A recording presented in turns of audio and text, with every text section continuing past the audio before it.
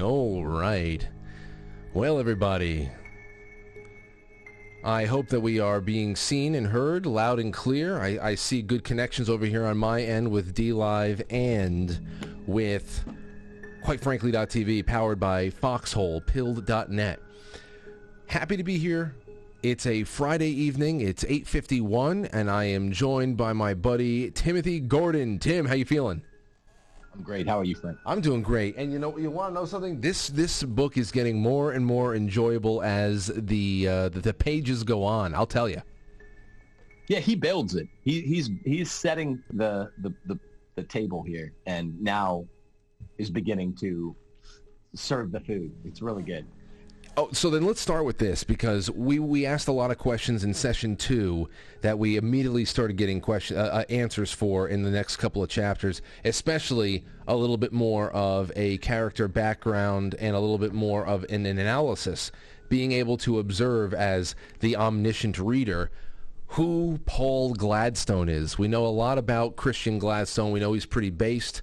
We know from what we can tell, he doesn't seem like he is somebody who is willing to compromise anything. But we didn't know anything about his brother Paul, who was the globalists' pet project, it seems. But we get a lot about the Gladstones in the opening here. In chapter 20 especially, we get a lot about Ceci, her parents, how Declan Gladstone's ultimate demise, his death, could actually at least be in part contributed to the despair that was brought on by Second Vatican Council. This is how involved and dedicated this family was, and to see the church get ripped apart by an obvious ploy like this actually caused physical health problems for Declan Gladstone. And we get a lot of the backstory of the lengths to which the family went to preserve Windswept House as a bastion for tradition in a world that was obviously under attack from all angles. And I think, Tim, but I'll let you go after this, I think that is what is becoming most interesting to me at this point. Obviously, there's a lot more to go, but I always knew that the book Windswept House, it was a Vatican political thriller of sorts. It largely based in fact, we know, and it's increasingly easy to see that we are living in a time of revelation to that point. It's incredible to read here what is actually being put into play at advanced levels. But the title always invoked feelings of dread about this windswept house in me, not knowing anything about the book, and not knowing what we know about this windswept house. It almost seemed like it was a haunted epicenter. Yeah.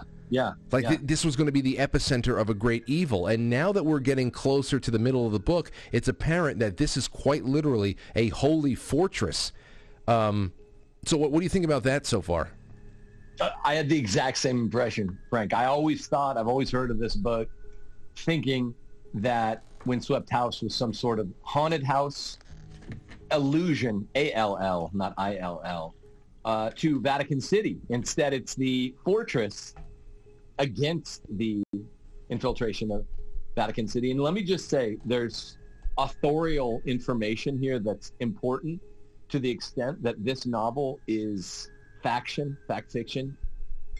As a Catholic, for the Catholics reading it, or the people that are interested in the recent history of the church, the infiltration into the church after Vatican II, it's very, very interesting that as Malachi Martin, our author, came into the fullness of the faith and stopped just being a Jesuit, he endorses the trad, or even the rad trad view of the betrayals of the council, particularly the liturgical betrayals of the council, what happened to the Mass.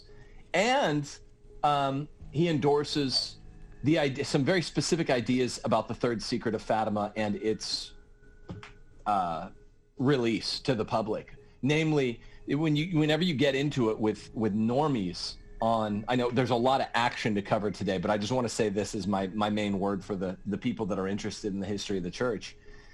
The normies will always push back on people like me inside the church that are like, what the hell happened, man? The third secret of Fatima was mandated by heaven, as communicated by Our Lady, to be released in the year 1960, and good Pope John, who was a skeptic and didn't like any of the three Fatima seers, disobeyed heaven by not doing it. And the normies will always say, Jimmy Akin of Catholic Answers, a good dude, will always say this: no, it was no earlier than 1960, not no later. Well, this guy who read The Secret, who was a Vatican insider, who was the personal secretary to Augustine Cardinal Bea, he says otherwise. He endorses all the rad trad talking points here, and to me, that's very telling and very vindicating. So, well, you know, you know what? If you can just scoot that microphone a little bit closer to you, because you just cut through with a clarity that we didn't have the first 5 minutes. That sounded great. But on that, when you say you're talking about the Fatima aspect of it, it's been brought up a couple of times, so you know that it's going to present itself as a major part of the plot somewhere down the road here. And where one of the places that we leave off in this segment of book that we were reading is it's a later chapter where you have all these council members of the EU that are completely pissed off that the American Paul Gladstone has been nominated and seems to be the only nominee for their Secretary General post in Europe. They did not know why the American is there, and they were throwing shade at that at Appleyard, the naval intelligence officer from the U.S. that was there because they knew, oh, well, you got your boy in there. Obviously, you're infiltrating us. And he actually didn't know that much about Paul Gladstone himself. He wanted to learn more. And he was there in time to listen to these conflicting letters, which is a very interesting part. We have to get to it in chronological order, though. Those conflicting letters, one that came from Mastriani and one that came from the Slavic Pope himself to the EU Council there when they were talking about Paul Gladstone. And that's when people at the Council, even though they were no fans of the papacy, they didn't obviously they're not in the upper echelons of the process, because they were all a little bit surprised at how much of a disconnect there seemed to be between Mastriani and the Slavic Pope, that there was a disunity there that they were curious about. And Appleyard in particular was curious about what the Pope knew as far as intelligence goes, because he had these thoughts about poor Europe. And in the Pope's letter to the European Council, he lamented poor Europe, and that piqued Appleyard's intrigue about what the Pope may know. I'm wondering if some of that intelligence that Appleyard is curious about will lead back to the third secret. I thought the same thing. I thought the exact same thing. Yeah, that's a good notion. I think he's going to become maybe not a bigger character in terms of personification, Appleyard, but I think he's got more of a role. It's interesting with a book like this. It's like reading War and Peace, 500 characters. You don't know who's going to be enlarged upon later from the first 200 pages. And we're getting a better sense of it now after page 200. You're like, these are going to be our bread and butter characters. I think Appleyard will be recurrent. Yeah. Well, then I guess going back to the beginning when we were talking about Windswept House, one thing that we know about that fortress, that holy fortress, is that it's going to be left with no one but Ceci to guard it, because not only is Christian actually going to answer the call and jump into the belly of the beast in Rome, but Father Guttmacher is going too, which that was really, and I said, what? They're both going to get, so that's going to be interesting to see this united front of Christian, Guttmacher, the Irish Pope, the Slattery, yeah. And of course the Irish priest, and then you have the Pope himself. I wonder what's going to become of this little unified front, this little boulder of resistance that is now forming inside of Rome, even though Mastriani thinks that he's going to have easy work to be made of Christian, which I think he's going to become some kind of a double agent for the papacy. That's going to be pretty interesting there. Yeah, really, I had the exact same notions also. Really beginning to resemble more and more in terms of the double agentry, which seems to be insinuated of Christian Gladstone. Really a lot like the book that we were talking about at the end of last week's session, Father Elijah, where there's an actual double agent on behalf of the good genius. Pope. The good Pope is John Paul II. It's a lot very similar. Indeed it is, and I think that's just what's jumping off the page right now. Let's see here. Slattery is the Irish priest. Jerry Coogan says yes. Damien Slattery. I think Paul is questioning his decision, says Mickey in the chat room. Let's see here. Discussion. Hold on. What else we have? A few other things. Anyone else scour the Google Maps for the Gladstone Mansion? Well, the thing about John, the thing about the Gladstone Mansion is that that's in Galveston, Texas. But from what I have gathered, I mean, you have O'Leary that is supposedly in Louisiana, but we learned that that's John O'Connor, and he was the cardinal over here at our archdiocese in New York. So I'm wondering, is Windswept House not a actual Texas location in Galveston? Where was the original Windswept House? I wish he were alive, or maybe there's some place out there that he wrote about it. But moving on, I just want to get around to some of other things here. Can I say something fast? Right? Yeah, please go ahead. Real fast. Well, I just checked this an hour ago. I saved my reading most of the week until a couple hours before, and right. I checked this. Galveston is not in the Archdiocese of New Orleans. New Orleans is where I catechize my kids. It's only an hour and a half from west of me. Galveston's in its own archdiocese, so it's curious that Martin made Galveston in the Archdiocese of New Orleans. There's some reason he's doing that, and it's because he wanted him to be tied to John J. O'Clery or whatever. But yeah, I thought that was strange. Well, then perhaps that just also goes to support the idea that at very least, Windswept House, the location, is a fiction. Yeah. So, or at least something, a little piece of information, data about this that has been altered in some way, and perhaps it existed in another location. Who knows? But I've hung out at Galveston. There's no big Wrigley. There's the Wrigley Mansion if you go to Catalina Island, off of the coast of Long Beach in California. If they called it the Quigley Mansion or something, we'd know what the hell they were talking about. But there is no big fortress-style mansion on Galveston Island in Texas. Right. So Right. I think it's fictitious. Okay, so hey, who knows? Maybe we can do some digging and find out on that, and perhaps there's actually even more that we can dig up along the way and get some clues. But on page 194, we start getting to learn about the second Gladstone brother, Paul, who was being nominated for this EC Secretary General position by the globalists, and it's in page 195. Well, here's the first thing: you have this. Guttmacher is talking to Ceci, and says, to Ceci's surprise, Guttmacher had suggested that even that she had more reason to worry about Paul than over Christian. More reason to worry about Paul than over Christian. And he probably knew. And here's the thing about Paul.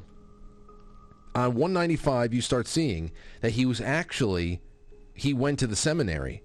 And he was going to become a priest. And he started listing all the things that turned off Paul. He entered the minor seminary in New Orleans Diocese 1972. Within his first semester, he and his fellow seminarians were told officially to doff their clerical cassocks and to wear ordinary street clothes. In their studies, they no longer had to master Latin. They found open invitations from the majority of the professors to think as they judged best about original sacrosanct doctrines and fundamental teachings, about the existence of God, about the divinity of Jesus, about the real presence of Christ in the Blessed Sacrament, about the authority of the Pope, about the full gamut of Roman Catholic beliefs and laws. Beyond the classroom, meanwhile, seminarians were encouraged to enlarge their experience by dating women. At the same time, many found it easy to establish homosexual bonds among themselves, for they were told that a positive attitude toward homosexuality would make them pastorally sensitive. In the transformation of the old church in the House of Ecumenical Winds, Paul saw every familiar thing in the seminary swept into oblivion. Seminarians were no longer required to turn up for morning prayers or for daily mass, but those like Paul who chose to do so found that even in the seminary chapel, a common table had replaced the altar. Statues, stations of the cross, pews, mosaics, even the tabernacle, communion rails, and crucifixes were nowhere to be seen. Confessionals that hadn't been scrapped were less likely to contain a priest than the janitor's cleaning supplies. The sins of society and of mankind were deplored continually, of course, but personal sin was never mentioned. And he goes on for even a couple of more paragraphs about that, but I'll tell you, Tim, this is where, and it says, clearest idea on Paul's horizon was one of a one world and an international convergence of nations into one superstate. But even though he's been groomed for all of this kind of EU banking, big businessman stuff for the globalist stage, this is where I realize that Paul Gladstone does not actually, in my opinion, thus far, represent evil, the evil of the two brothers. He actually represents the everyman who is blown off course by the hypocrisy and the corruption of the new order, something that has led so many people to lose faith altogether, to lose interest in God himself, not just a human organization of the church screwing up. They actually extrapolate that out to distrusting the entire idea of the divine. So we see that he's a career-oriented man who has adopted globalist political views, but I don't see evil in him, which I think will make for an interesting interactions between he and his brother Christian later in the book when they're both supposed to be carrying water for the cabal. Agreed. Yeah, neither is going to be. I don't think either of the two brothers are going to be evil. It's certainly not in a simplistic, linear, wooden way. Paul, you and I had been speculating about, how direct the antipathy and the conflict between the brothers will be. It looks like it will be subtle, wrought with subtlety. I mean, the fact that we know a little bit more about Sassy, we know a bit more about her father, the maternal grandfather, of strong, traditional-based Latin faith. And then we know Christian's such a good priest. It makes it more interesting that Paul, at his time in the seminary, is turned off by the Cranmer tables. What folks might not understand is that when we complain of tables instead of an altar, what there was for almost 2,000 years in a Roman Catholic church, which was built cruciform like that, now they being built in this, gay in the round way. They're no longer cruciform. At the head of them was an altar. The altar could not be passed behind. The altar was pushed against the wall for nearly 2,000 years. After Vatican II, they got these Cranmer tables they borrowed from certain sects of Protestantism. They pushed them so that you could walk in front of them or behind them. So they're tables now. They're fucking throwing out tens of thousands. I have talked to priests, and I have talked to Matt Fradd, who's talked to priests. Tens of thousands of dollars of the most ornate, beautiful altar adornment. They're just throwing it out for these awful-looking slam dunk Jesus 70s churches that you see littering the streets in the suburbs, particularly in the American West. And Paul Gladstone is turned off by this, so he sounds like a Gladstone. Yeah, he sounds like his mom or his brother or his grandpa, which is a good sign. And as you say, it sounds exactly like them. You can see that he's like, what am I doing here? What's the point? But unlike Ceci and his brother, it broke his faith. He lost his faith. Right. The medallions and the trinkets and the reminders that he takes along with him, they are perhaps sentimental on a personal level, but you can tell that it's not really. He's passed along a version of Catholicism to his son that is probably just like what most people get these days too. I really believe that as we're reading more about him, he is obviously making more than the everyman. But as far as his spiritual journey goes and his moral makeup, he really reflects the average American. They may have globalist views that they don't know why they have them, but it's been ingrained in them. We've been taught for several generations now over here to think as a one world instead of thinking as your community and thinking as a representative of your community in a larger American republic. So it's just, can you blame them? Can you blame them? At some point, you got to take responsibility. But who knows? Maybe that reflection point is coming in later chapters. Yeah, I mean, how old are the brothers? I'm forgetting how old the brother. Christian is the older one. Christian's the eldest. Paul's middle, and then Trisha's the youngest, right? And they're born in middle 50s or something, and this is middle 90s, so they're all late middle 30s. Yeah. Is that it? About that. Yeah, I mean, this was me through my teens and 20s, just all this same stuff caused me to all but lose my faith till my late 20s. So, I mean, I can't blame him. At some point you got to get it back. But, yeah. No, anyway, he's an interesting character. Definitely not wooden, not unidimensional. I don't think he's going to turn out that way at all. Well, then we have, I have, we'll see what you guys have, and we'll go into the thread in just a couple of minutes. Page 223, 224. This is where the delegates of the EU are together with the American spook, Appleyard, in attendance. Everyone is upset that an American is being nominated as a Secretary General. Eventually, they fall in line. They all approve him unanimously. But something very interesting happens with this reading of competing letters from the Pope and Mastroianni. And I don't know if I have the actual text from the Pope here. Let's see. Featherstone Ho, his brows began to bob up and down, but he went manfully on. Holy Father says that his heart, quote, bleeds for poor Europe being progressively alienated from its heritage and appointed destiny, while its noble tradition is being transmogrified.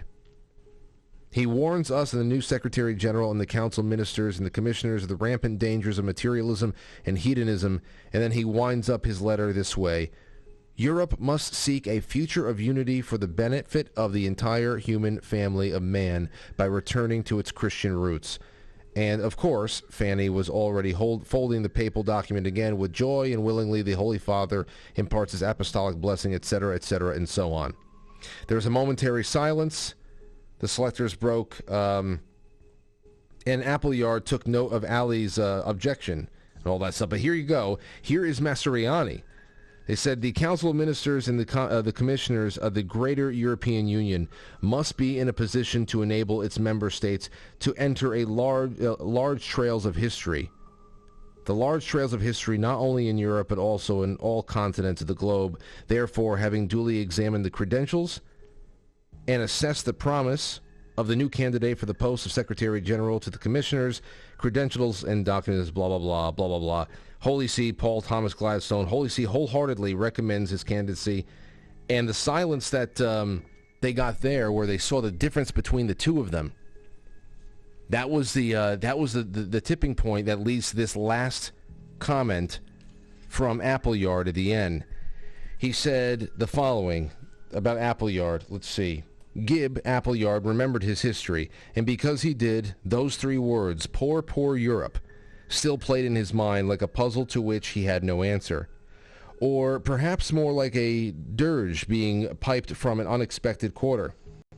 As the mystic Rosicrucian he was in his heart, Gib Appleyard had no love for the imperial papacy, and certainly did not want to see its return, but as a dispassionate executive officer for the president of the Committee of 10, he did want answers to the questions those words had raised concerning the mind of the Slavic Pope.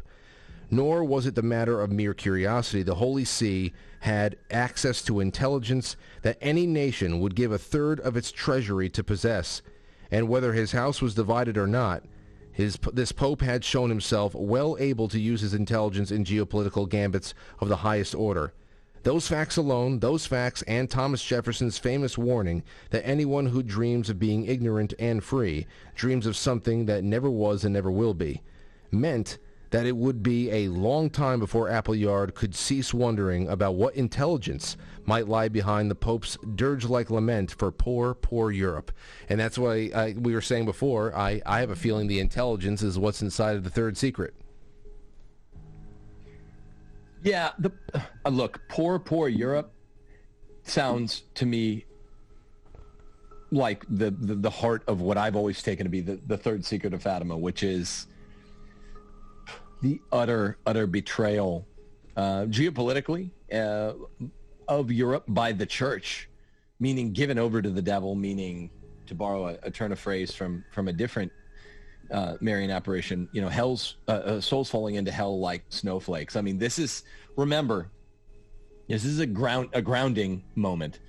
The second secret of Fatima, we know as a matter of fact, the Fatima seer, Sister Lucy dos Santos, was talking about millions dying, whole nations being wiped off the map, world war, one beginning, one ending.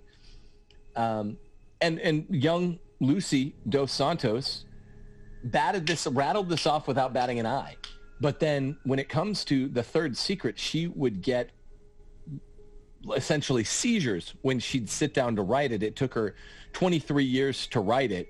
Even when her bishop gave her an order to do so, it was something so horrible, so much worse than world wars. So that's not only a grounding moment, but it's a moment that enables us to, even though we can't quantify how bad it must be, we can sort of proportionalize. It must be awful. Entire continents, the continent of Christianity, Europe, being almost entirely bespoiled, which is bad macroscopically, but microscopically it's even more horrible. It just means thousands upon thousands of souls going to hell. So I think that's what I thought when I look at these words. What was that rumor or something I heard that John the 23rd, when he read the third secret, he fainted, or somebody like that?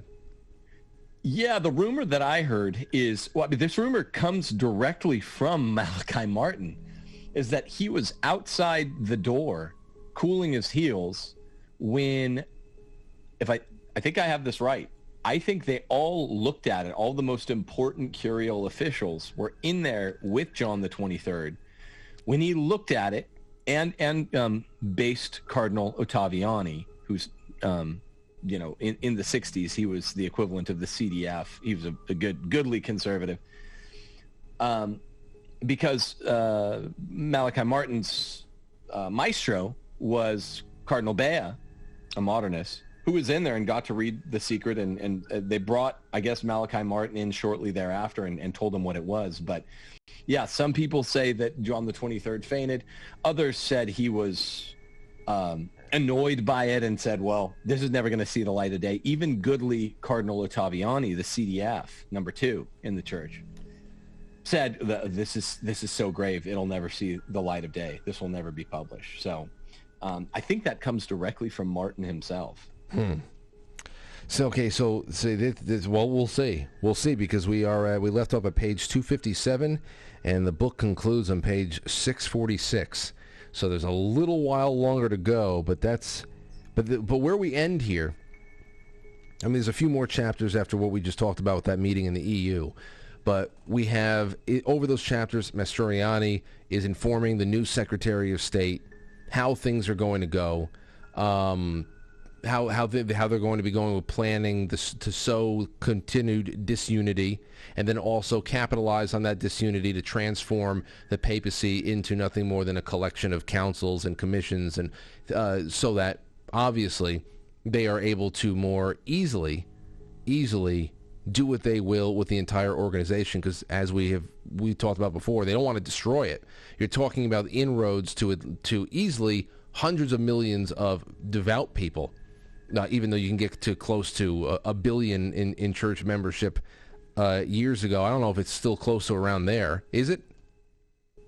I mean, it breaks down to what counts. A cultural Catholic is probably 3/4 of that. Practicing serious-minded, less than a quarter, I'd say. That's what I'm saying. It's just like, what does it matter at that point? But they are achieving other goals where people are just becoming more global-minded, which I don't understand why that would be a good thing going forward if you're going to make yourself more and more obsolete. So it's, I guess, one trade-off to the other. But still, that's really what the rest of it is. Mastroianni's still doing his thing. He's setting up all these councils. And then we get a pretty awesome breakdown. I mean, this is incredible. We get an awesome breakdown on page... Where the hell is it? It was that Pensa Bene guy. Yeah, Pensa Bene. Yes. He's talking about agents of change. I think it's around 248. 248. Yeah. Guys, I'll tell you, I actually have that. Yeah, there you go. Agents, change agents, 249. Like that entire. There's like 2 full pages where he's talking about the kind of people, organizations, institutions that must be committed to slow and gradual change, where at the end of a timeline you will have a country's people who will openly accept and celebrate ideas that were considered absolutely abhorrent maybe just a few short generations prior. And I mean, we're seeing that right now with the fact that there is even anything to debate about abortion. We're seeing that right now, 3-4 generations before it would be unthinkable, and of course that would be a lot more easily spread, especially by media. But institutions captured, it's an incredible thing that Malachi Martin articulates through this character of Pensa Bene, of how entire nations, cultures are hijacked very slowly, frog boiling in the pot, that kind of a thing, and then the entire thing ends with the murder of the Scalabrine guy. Father Scalabrine, he was desecrated on pages like 254, 256, 257, the last 3 pages of the last chapter that we picked. He's found dead, he's castrated, his member is stuffed in his mouth. He's stabbed 47 times because he's 47 years old. It was completely ritualistic, and the cop that shows up to handle the body, the crime scene, is then made to retire and given some kind of a Catholic hero medal by who I am assuming, and I might be assuming wrong, we are supposed to suspect as the person behind the hit, and that is one Cardinal of Center City. His Eminence, the Cardinal of Center City. Who is the Cardinal of Center City?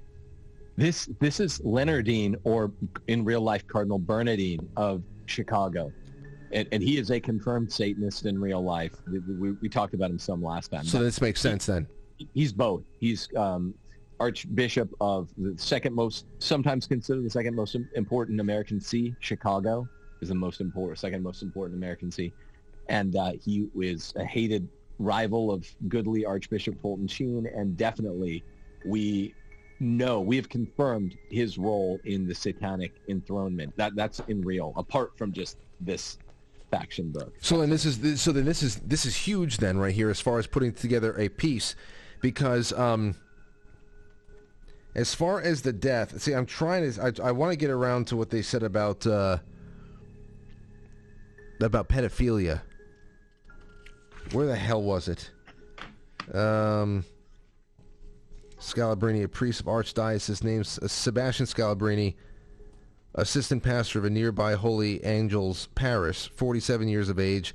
Death occurred about midnight, found in a housekeeper about 8 in the morning. Multiple stab wounds inflicted with a very sharp instrument, forefinger and thumb severed from each hand, but so far not found on the premises. Castration, genitals stuffed into mouth, no signs of struggle. Personal papers seem to be as father left them. Nothing of note. Reputation as a quiet man, little contact with his neighbors, visited frequently by fellow clergymen. This is the police report. No one saw or heard anything unusual yesterday evening or night. The doorman who was on duty says father had a guest who left shortly after midnight. Didn't get a name. Now, death by misadventure. Oh, okay, here you go. They called it, they labeled it death by misadventure. The usual drill meant that the body would be cremated, and it meant that Wadgilla, who that is the inspector, the Wadgilla's known report on the issue, and the autopsy filings would be sealed in the BOSI, the Bossy's file, along with those of similar cases over the past 11 years. While he waited for the Bossy boys to arrive, Wadgilla made one last check for the apartment. He wouldn't have another chance, and he leafed again through the precinct file on father, member of the Saturn Group 7 for 27 years, pedophiliac activities confirmed to group rituals, 2.5 years as a police informant, advised 1 week ago by his bossy contract that his cover might have been blown.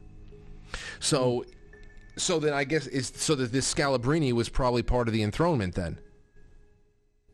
I'm guessing so. Yeah. Because this is what it comes down to here. It says, he even says it from the crowning touch, the Inspector Wadgilla's abrupt retirement came in the form of a letter awarding him the Catholic Hero Medal for that year.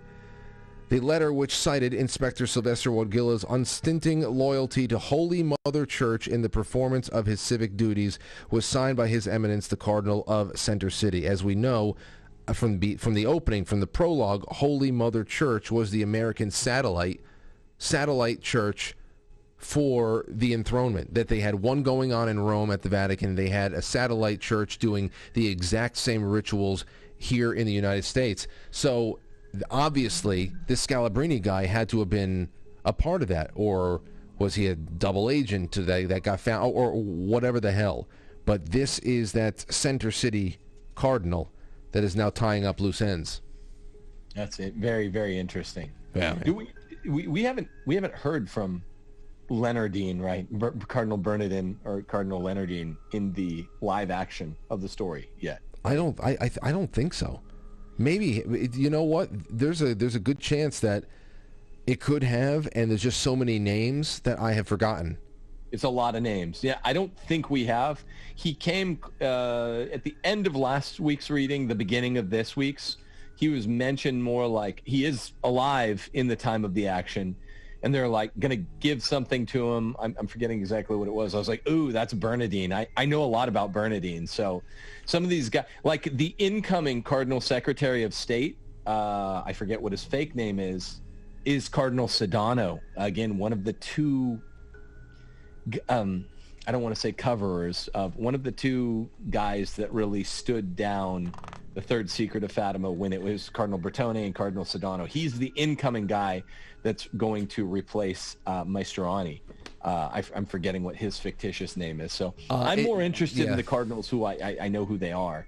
And I don't think Bernardine or Leonardine has been in the action yet. Oratinius Silvestrini, I know a lot about that guy too. And that's very interesting stuff. I was doing a news search, a hard target search for where this murder of the priest occurred in reality. And I've narrowed it down to a few places I think it might be. But these are all real actions, remember. Yeah. Oh, and you know the crazy thing about this is too, Tim, I get these things. Well, it's time to get into our thread here, but I had this sent to me once. You and I have talked about Gabriel Amorth before, and this was a story from years ago. Where the hell is it? Let me see if I can screen capture.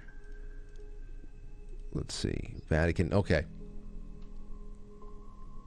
So here is an article from 2010 that we discussed once, and I had it on the show before too. 2010, Pope's exorcist says the devil is in the Vatican. Reverend Amorth, chief exorcist in the Vatican, says he treated 70,000 cases. Inside his small third-floor office at the Vatican City, Reverend Gabriel Amorth prepares for his next client. In the corner is a bed with a restraining ropes. On the wall, pictures of the Virgin Mary. Near the armchair, there's a Bible and other copies of prayers. Looking his 85 years, the priest is still dressed in his pajamas, but his face shows signs of energy that has helped sustain him, and he goes on to talk about he's treated over 70,000 cases of demonic possession, and that the devil is in the Vatican. We've known many people have made that claim there too, but I was told once, and I have this comment attached to my notes here for whenever I needed it. Was it somebody named Wrong Dimension had written to me last October and said, "Hey Frank, so my aunt has been a Catholic nun since she was 18. She's now 68. She's a pretty cool though, and doesn't push anything on anyone. I ran a school in Peru for many years. Years ago, when all of the pedophilia shit really started coming out, I asked her about the Vatican." And as I had also just finished reading the historical book about all the kids that used to be taken in at the Vatican, which happened for hundreds of years, she said she believed all of it and said that she said that the cardinals and bishops are murdered by the order within the Vatican regularly. I was shocked, but also not shocked. She said that they have so much power that they do it easily. Now, obviously, this is a word from a member of my audience who's bringing anecdotal information from his Catholic nun aunt that we just have to trust their word. But still, that's, I mean, reading this book, I wouldn't have any reason to not trust her on that. The way that right now we're learning about Scalabrine or what's his name? Scalabrine being disposed of in the U.S. I'd have to imagine, especially in third world countries and elsewhere, it'd be even easier. But that's just something that came up for me along the way. Yeah, this is real. There are real stories from the American Midwest that have surfaced over the last 4 years that are allegedly from this book. There was ritual killings done in a small town in Wisconsin that people, I remember in spring of 2019, people were saying it was a story that had resurfaced from the 60s. They were saying this is that act of enthronement from Windswept House. And again, this was a big book, so lots of people knew about it. This is not just practicing Catholics or something. So when that story broke, I was like, that's when I first started saying I need to read this book. Look, it's real. I mean, the infiltration is real, and yeah, there's nothing offensive to saying. I mean, the way you and I became friends was you wanted to talk to people after the Summer of Shame, and then it came out that Francis had likely known about Uncle Ted McCarrick, the molester, and his activities, and taken him out of a life of prayer and penance that Benedict XVI had put him into, took him out and put him right back into full action again. That was the Summer of Shame in 2018, and that's when we became friends. And it's like, where was he? What Holy See did he direct? Washington, D.C. Does that sound a little bit Pizzagate? Yeah. You know, that's the GUT, the Grand Unifying Theory that I'm after, is Cardinal Theo McCarrick, bad guy in the church. He's considered the best fundraiser in the world. He's not in this story, but a lot of his friends are. And he's in D.C., you know. Was he hanging out with the Clintons and the Podestas and the Pizzagate folks? I'm always got eyes out and antennae out for that connection.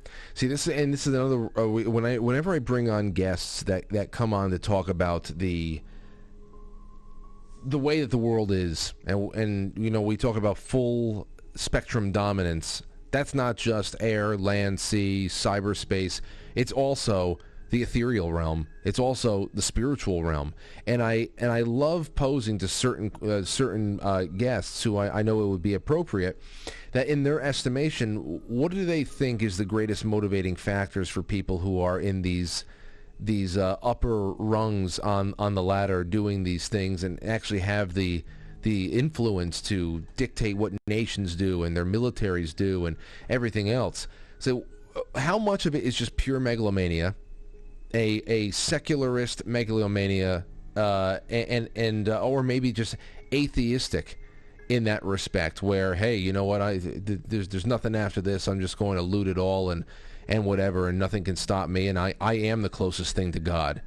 And then how much of that is actually people who are trying in earnest to commune with darker powers, that are actually trying to commune with entities, non-human entities. And I think we're seeing here, once again, a mix of both. I think that there's an atheistic, there's an element of atheistic naivete that thinks that everybody who's concerning about the who gets to dominate the spiritual realm, or at least be one with that, is stupid and wasting their time, because there's money to be made and countries to be gobbled up. But on the other end, I mean, there are people. There's no reason to do an enthronement. What we read in the beginning, and we know that rituals like that are going on all the time. If you want to steal a truck that is full of mink coats and enrich yourself, you just go out and do it. You don't sacrifice a squirrel or a baby before you do it and then try to invoke the devil. You just go out and buy the coats. So, you know, what is the point of going through all that ritual if there is not a real desire to connect with a non-human entity and go beyond just what you think greedy people want? which is just money and power. There's something else. Did you ever see that video? I saw it last summer. I can't remember if we talked about this or not. By the winner of the Australia's Got Talent guy. What's that guy's name? I don't know if you're an audience. I know. I forget his name, but I know. He did that big long thing about the Freemasons, right? It was 5 hours long, and I was watching it from 11 p.m. to my wife Steph's asleep next to me, and it went to 4. I'm like, but yeah, you saw that? Yeah. You remember what he said? He would cut back in once every 45 minutes. Then it would be 45 minutes of pictures of people doing all the Freemason, gang signs and shit. And here's the thing, man. Here's what he said that really struck a chord. These people, Washington, D.C. and Hollywood, basically, the two centers of American power, West and East, they sit around and they're all part of the same Illuminati cliques. I'm a big basketball fan. Even you look at the what's the opposite of a progression? The devolution of Kevin Durant, who was once a nice Christian boy, great for a time, the greatest player in the NBA in this era. He would always thank his Lord and Savior Jesus Christ after games, and then he took on Jay-Z as his firm, who's a major agent for NBA players. Took him on, no longer talks about Jesus. I noted it because I was a big Thunder fan at the time. Stopped talking about Jesus. I think it was between the 2013 and 2014 season. And now he has weird Luciferian tweets where he's calling himself a god. This happened a week ago. And I said, he looks gaunt. He looks pale. People do real deals with the devil. And I didn't believe this stuff before 5 or 6 years ago. It had nothing to do with my reversion to the faith. I didn't believe that there was such a direct communication. But whatever that guy's name is, I'm going to remember his name. The Australia's Got Talent guy, he goes, look, it's a chessboard, man. The queen and the king and all of the powerful court of the queen and the king, they know. They sit around and they laugh at atheists. They have, not only do they do attempts to, as Hillary's campaign aide said, sacrifice a chicken in the backyard to Moloch, they're not joking. They don't attempt to contact the preternatural agency, the Luciferian agency. They have success. And this is a tale as old as time. Dr. Faust. Right? This Mozart is writing about this. Goethe writing about this. Both of them were Freemasons, and they're saying basically, you want extra knowledge, you want extra power, do this darkling deal. And it's hey, your fate is already sealed, like it said in last week's reading, but you get real heightened power, worldly power, while you're here. That's why people do this stuff. That's why the Podestas are in. That's why Washington, D.C. and Hollywood are swallowed up by sex magic rituals and stuff. I didn't believe a word of this before 5 or 6 years ago, and it just seems that it's all real. So then it's perfect. It's a perfect kind of. It's a really perfect setup that they have for this machine because, and I guess we have discussed this in many ways of what communism actually is. The ideological aspect of it all is really just a red herring. Because communism is, it's a power control. It's capitalism if your main product is buying and selling and managing people. So, I mean, there's always somebody living like the greatest of capitalists at the top of a communist system. It's everybody else who just has to die because it's feudalism. But the thing here is, that's just it.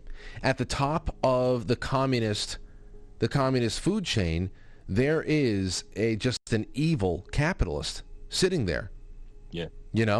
An evil, the most evil type of capitalist is sitting there at the top of the communist food chain, while everybody below has been told that the laws of supply and demand, all that other stuff, that capitalism, that the free market, that freedom, that independence, that going out into a free market and engaging as a free individual is a trap. It is a hoax. It is something that only the greedy want. So they sterilize people. They completely hollow them out, and they prepare a place that is so impressionable where they have no beliefs. Whereas the people at the top, they understand how the market works. They understand supply and demand. They understand how the free market is the best thing that fits with our with our makeup as a species. It's not perfect, but neither are we. But it's the best stabilizer we have. You can't. But that translates into spiritual now. There are people that we don't really see that have been invested in this in a long time. Every once in a while, we get to learn a new face, like a Klaus Schwab or something like that, who invest in a system that creates hundreds of millions of people who think that it's old-fashioned and weird to be religious or to believe in God and to just say, oh, I'm just spiritual, I'm not religious, and if it feels good, do it, and live and let live. And those are the people that really have surrendered all of their power at that point, and especially all of the power that they had to defend themselves from what is a ravenous group of people who know that there is something to be plugged into. And it's always just about taking down our defenses before they come and rake us up. And that's what we're seeing getting set up here now in this book. It's dastardly. Yeah. Well said. Well, hey, let's get to this thread here. Mike Rogan says, I'm struck by the character of the holy priest who escaped arson and communism. He's said to be able to minister all the Guttmacher. Minister to all types of people while remaining stable in his core. After recovering alcoholic, sponsoring some guys, I sometimes find that challenging. Meeting people where they are doesn't have to mean becoming like them. Sharon says, beginning on page 248, the meeting between Mastroianni and Cardinal Silvio Orientini and Cardinal Leo Pensabene, the words and explanation of how change agents, there you go, could be used to facilitate the goal of forcing the change in mindset of the bishops of the world and then all Roman Catholics, much like a pyramid scheme, which of course draws parallels to what is occurring in the world today. The same playbook, different characters. I worry for Paul and Christian and the decisions they will have to make. Will they be strong enough? Though I fear that Paul has gotten into something that he will not be able to get out of, and he will lose everything. The reading from week 3 has given me an understanding of the changes I saw growing up and going to Catholic school and in the church in the 60s and 70s. It has also shown us all readers the cruelty of how secrets are kept and swept under the rug. Let's see here. Gardenia B says, every part of chapter 24, I loved the reading about Paul Gladstone and his family living in the beautiful O'Connor Castle in County Kerry, Ireland. I didn't want him to ever leave that beautiful place. In page 236, 237, I felt the pressure of being put upon Paul Gladstone as Benthok stressed the loyalty the American must have for the American firm while yet serving to the EC commissioners and council of ministers. This was followed by an appeal to elitism. Quote, once you leave the valley and walk upon the mountaintop, you will have a view of the valley dwellers that is very different than theirs, end quote. Other notes, words that impacted me, common mind of bishops, agents of change, facilitators, and of course with the purpose to achieve a desired conformity. And on page 268, 277, Paul Gladstone visits Jerusalem. Did we get to that? No, we didn't get to there. They skipped. They went ahead. That's 10 pages ahead of where okay, so they probably read, Garden probably read the whole chapter. So I said chapter 20 to 26. They probably just read all of chapter 26, which it doesn't matter. You'll just be able to, you got there. So I'm not reading this one. But thank you so much for that. So desired conformity, they're seeing a lot of the things that we are seeing. The pressure being put on him, those scenes in Ireland, I had a special tug of my heart, especially when his son kept on saying Decky, repeating his name over and over again, Declan, and how he was just absorbing the sound of his son's voice and everything around. In that simplicity, that was really he was a family man. He loves his family. And I have those moments every day, not on a beautiful coastline of Scotland or Ireland out there, but just in my apartment living room with my daughter. That stuff is so precious, and you can tell he's really living in those moments with his family, though he has been knocked off course with his faith. And man, it's almost like I almost wanted to jump into the book and tell him, dude, just give it all up. Yeah. You can work on the faith thing later, if that is. But right now, don't take the job. Just give it all up. Yeah. Yeah. So that's where I was at with that. Yeah, it's beautiful. I mean, what is not insinuated, if we're reading between the lines, is where, Ceci is getting the house all ready at the beginning of this reading. She's getting the house all ready. She's excited for both sons to come home. Of course, Paul won't make it. And you don't sense that there's been much explicitly expressed conflict where she's like, how did you lose the faith? Such a faithful woman with both of her sons, whom she loves so dearly. You would expect some more conflict there, and it from what we've seen so far, it hasn't happened. So you wonder how the rest of the Gladstone tribe has responded to Paul. They all still seem to be close, right, as a family. That's what I keep trying to discern as I read through this more and more. Is like, what's the status of the family of origin, Gladstone? Right. Yeah. And I think her willingness to let all of her, to just deal with the upset, being upset that Paul was not showing up, did not really fight too hard, and then dealing with not only losing Christian to Rome, but also Father Goodmacher, who was, well, God, they describe him as a literal godsend, because where were they going to have, we get all the history of them joining the Society of Pius X in this here too. There's a lot of good backstory in those opening chapters about the Gladstones, but it was one of those moments where, like, Ceci is just accepting the path. I mean, obviously she'd rather have everybody shacked up at home in the safety and the sanctity of Windswept house and just tending to themselves, but there's a large amount of souls on the line here, and if this is what people are, if this is your duty, then I guess you just have to find a place to accept it at some point and live through it. And I have another one over here from Appropriate Mess. Says, the scene where Paul's son Declan tells Paul that he saw a green frog, I think, and it looked at him. I think it was a fish. I think it was a fish that looked at him. Paul is reminded of an old Irish tradition about the type of experience foreshadowing death. Yeah, if a fish looks at you, you're going to die or something like that. This is while Paul and his wife are awaiting word for the new position. Something stirs in him, that inner voice perhaps, giving him pause. He isn't able to really shake it. Though when he receives word that he has been voted in, he dives right in, forgetting the incident with Declan. I think Paul so far is a good person who just wants a good life for his family. He is immediately enticed, however, with his new job, the trip to Israel, becoming a Mason, etc. I think that they went a little bit ahead. I can't wait to read this next chapter now. I agree that he may have gotten himself into something he won't be able to get out of. I hope the Catholic faith he has allowed to lapse will come into play when things start going south. I look forward to his eventual meeting with his brother. Thanks, Frank, for pulling this together. I'm really enjoying it. Hello to Tim as well. Yeah, so this is great.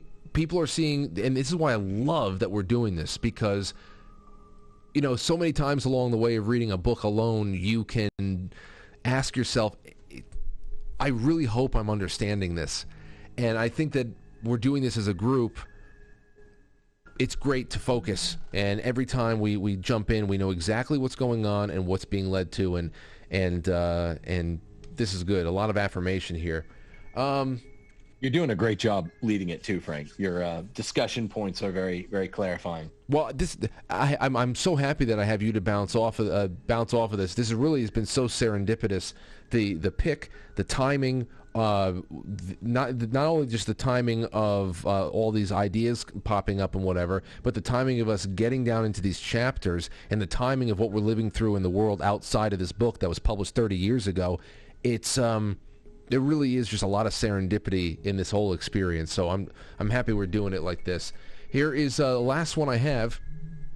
It's all just says, number one, I have a question related to page 167. It mentions 10 men representing transnational corporations controlling communications, electronics, oil, agriculture, banking, insurance, and reinsurance. To what organization is he referring to? NAFTA, Agenda 21. I'm not well versed on these things, and interesting you're hearing what you're doing. That would have to be that Council of 10 that Appleyard is, plugged into. And obviously he's a guy with a lot of occult interests and things like that. But you can just as easily make this unless, of course, Malachi Martin specifically says what this 10 committee of 10 is all about. It could just be Bilderberg as well. I mean, insurance, reinsurance. You should see the people who show up to when I told my mother years ago, she retired, but she retired working for a major reinsurance company, and over the 30 or close to 30 years she worked there, they and without a college degree too, she just came in entry level administrative work, things like that, and it was able to do that. That's when you can actually build a career without a college degree. But anyway, this particular company changed hands a couple of times in the time that she was there. Reinsurance companies, and finally what she ended up retiring with was this company that I saw, and I told her, I said, when I started paying attention to who the invitees for the Bilderberg meetings were, I said, "Hey Ma, look at that." She goes, "So yeah, I heard that they go to those meetings and stuff." And I said, "You know what those meetings do?" It's like this is part of the world government that nobody elected. So it could just as easily be a reference to any kind of gaggle of international interests, because it's not just Bilderberg, it's not just the G7, G8, it's not just Davos. I mean, it's the same people, but it's 10,000 reasons. Like those Strasbourg summit that they are all the cardinals went to earlier on in the book. That stuff happens all the time. As far as these particular 10, though, Appleyard calls them the Committee of 10, no? Yes. So, yeah. And the year is curious too. 92, 93. I keep thinking of in that documentary I'm in, The Greatest Reset. They talk. What's the lady's name? She just passed away last year, late last year. The lady. I know her name. Wow, you would know her name too. She just died, but she said she's the one that in one of the trailers for the movie she says, like, there's this meeting. It's like a Bilderberg type meeting in 92, 93, representing 164 nations that they're gonna cut. Basically a proto Agenda 2030. I get that they've had a lot of proto Agenda 2030s, but dividing up all assets equitably, all land, all air, all minerals, all people, all animals, and they're going to try to accomplish this within decades. I mean, that is what, there are many names for it, there are many faces, and the same group seem to have meetings with slightly different personnel, but it's all the same stuff, I think. Yeah. Yeah, it is, and you'd also never know. It's all just because we may learn a little bit more specifically about it as time goes on. But at this point, I would just say chalk it up to being a shadowy globalist organization of people that should not be too unfamiliar to you. Let's see here. Pages 207 to 11.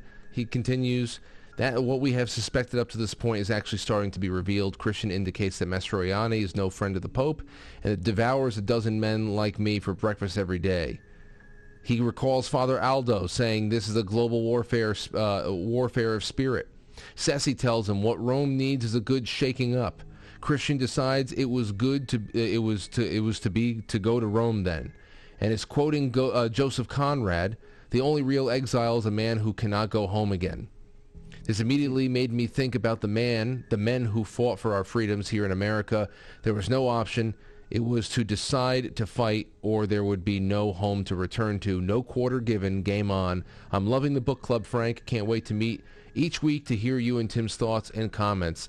Thank you. It's all just. That's fantastic. And one last thing here from Nutmeg Rosie. says Paul Gladstone's experience in seminary illustrates the sad state of Catholic Church today. Page 195, a quote, minds and wills bend on liquidating the traditional organization of the church, end quote, leading Paul to leaving the ministry. Page 197, quote, I would rather be a decent Catholic layman cooperating with the church than a ragtag member of this tasteless, irreligious pigsty. Based.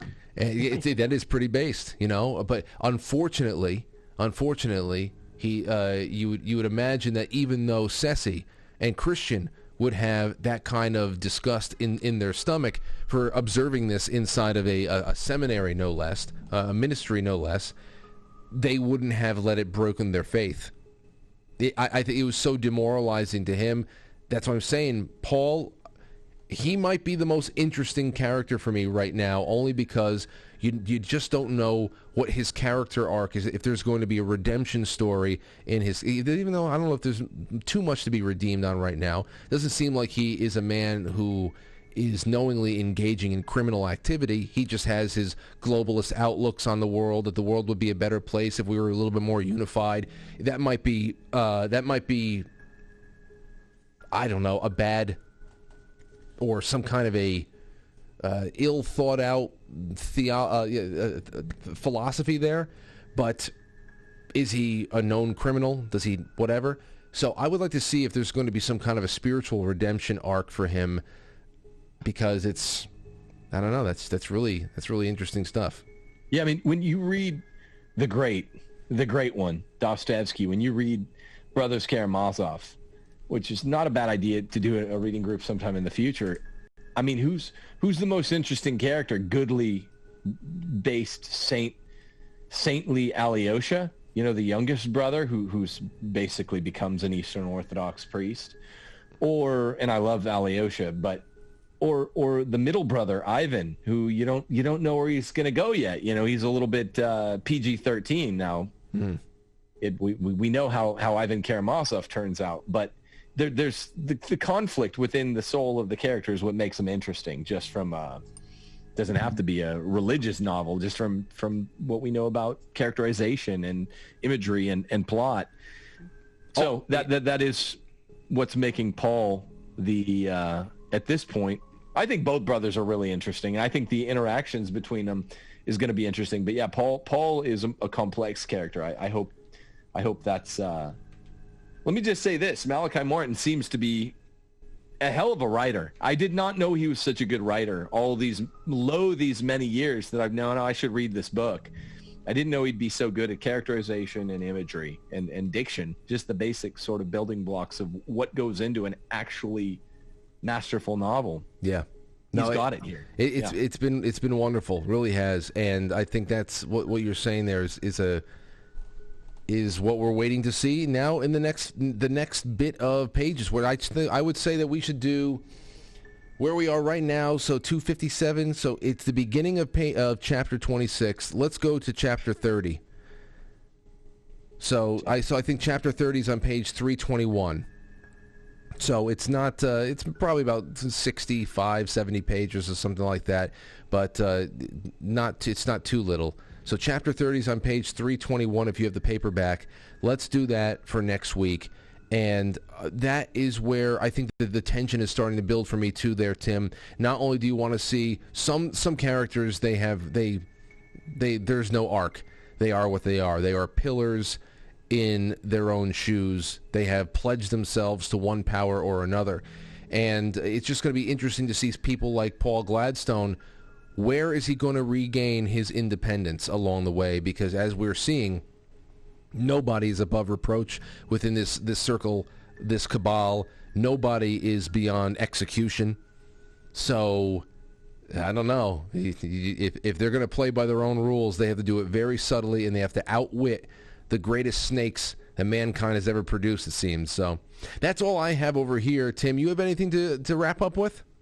Parting shot, everyone Google, including you, Frank, Google, if you haven't already, Francis E. Pellegrini, with 2 L's. As I joked last week, the characterization key for old Malachi Martin is not wrought of subtlety. That is Father Sebastian Scalabrini, is Francis E. Pellegrini, murdered on May the 30th, 1984. You can go find some stories on it. In the process of exposing a satanic cult in Chicago, which is where Cardinal Bernardine or Cardinal Leonardine. So Scalabrine, that's his real. He used his real name.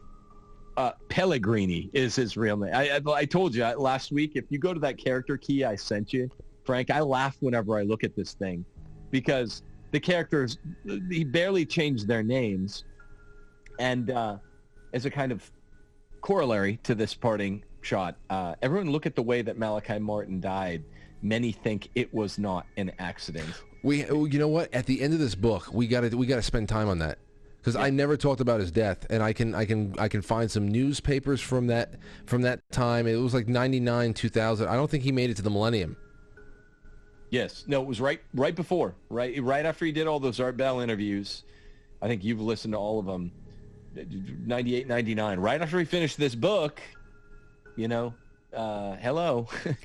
With names like Pellegrini for Scalabrini and Leonardine for Bernardine and Oratini for Silvestrini, Silvio Oratini for Achille Silvestrini. That he's not being subtle here. If it's faction, which seems to be quite closer to fact than fiction, the guy was playing with fire, and it looks like many people have believed that his death was no accident, was foul play, and you see why. The character key alone tells you. But look up that 1984 May 30th death. So then this makes sense then, because if Scalabrini in the book, that is dead now, that was found with his genitals in his mouth, 47 years old with 47 stab wounds in him, very ritualistically killed, and inside of his dossier that the police pick up, he is bearing the accusations of pedophilia. So they are accusing him of what he was working to expose then, because we read that. It was in his file that they says pedophilia. So then that has to be, where is it? Here we go. While he waited for the Bosi boys to arrive, Wogdilla, the inspector there, made one last check of the apartment. He wouldn't have another chance, and he leafed again through the precinct file on the father, Scalabrini, member of the Saturn Group 7 for 20. I have to imagine that's a satanic group. I mean, Saturn, and Satan. There's a few cults that have to do with Saturn worship. Yeah. Member of the Saturn Group 7 for 20 years, pedophiliac activities confined to group rituals. 2.5 years as a police informant, advised 1 week ago by the Bosi contract that his cover might have been blown. So pedophiliac activities confined to group. So are they saying that Father Scalabrini, he was involved in these? That he was all of this stuff? Was he bear witness to it all as a spy and never really took place in it? I don't know. So it looks like he's either being smeared by the people who killed him to make sure that anything he might have been going forward will be discredited by his record, or I don't know. I can't imagine how it could be anything other than that right now.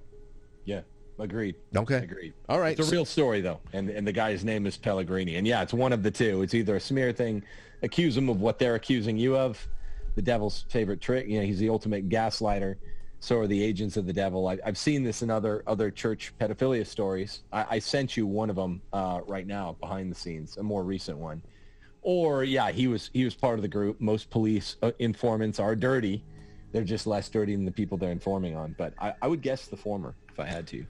Well, this is going to be a really, really great installment next week. I can't wait. We're going from chapter 26 to chapter, if you didn't skip ahead, you can reread it again. It's up to you. But we are going now to proceed to page 321 in the paperback. It is the beginning. So stop when you see chapter 30. You don't have to actually read all of chapter 30. Then again, you can finish the whole book if you want and just show up for the segmented conversations. You don't have to delay gratification for us. But thank you again, Tim. It's been wonderful to hang out with you, and send my best to the wife, and enjoy Mother's Day, all of you over there. You too, brother. All right, guys. Ladies and gentlemen, enjoy your weekend. Happy Mother's Day. Get some sleep. Thanks again, Tim. You're the best. You too, man. Peace. All right. Bye. Ladies and gentlemen, thank you. I'll talk to you soon. I don't know. Maybe I'll go live from a fire pit if it's not raining sometime this weekend. If not, I will see you on Monday night, 7 o'clock. Thank you for everything.